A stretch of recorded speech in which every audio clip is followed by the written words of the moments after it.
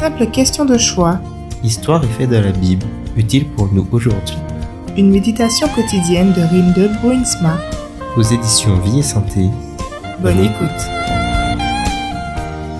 La lecture d'accompagnement pour le texte du jour se trouve dans 2 Chroniques, les chapitres 34 à 36.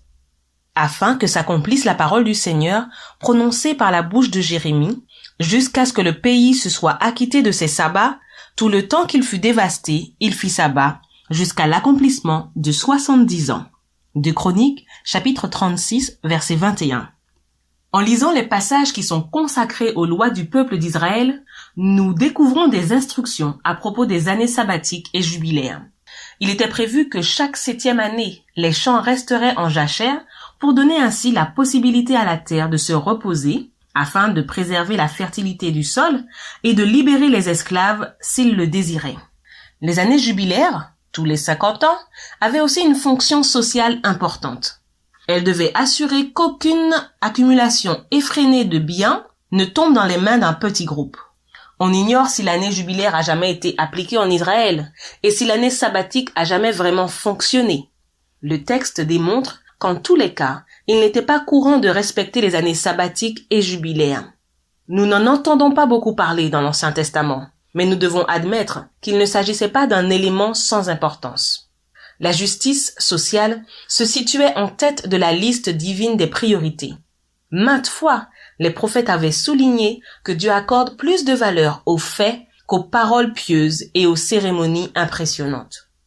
Alors que le rideau tombe sur le royaume de Juda et que le dernier roi est emmené vers Babylone, nous nous souvenons des paroles du prophète Jérémie qui prédisait que cet exil babylonien durerait 70 ans. Il est ajouté que de cette façon, les années sabbatiques dont le pays n'avait jamais pu bénéficier seraient ainsi compensées. Cela est suffisamment connu pour être spécifiquement mentionné. C'est l'une des nombreuses fois où la Bible nous rappelle que les aspects sociaux de notre vie religieuse sont d'une importance vitale et que les principes écologiques ne peuvent être impunément négligés. Dieu prend parfois des mesures drastiques quand il faut restaurer ce qui doit l'être. Le peuple de Dieu en fit l'expérience au jour de Sédécias. Et dans un avenir proche, le monde en fera aussi l'expérience. Car le temps n'est pas loin où une compensation viendra pour toute l'injustice commise au cours des siècles.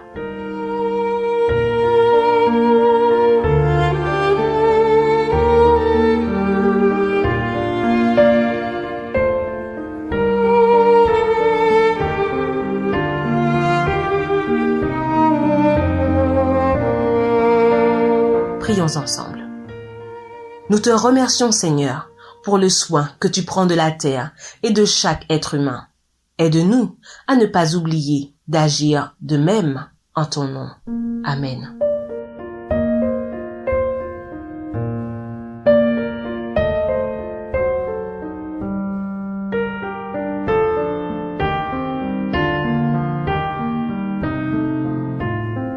À bientôt, cher ami.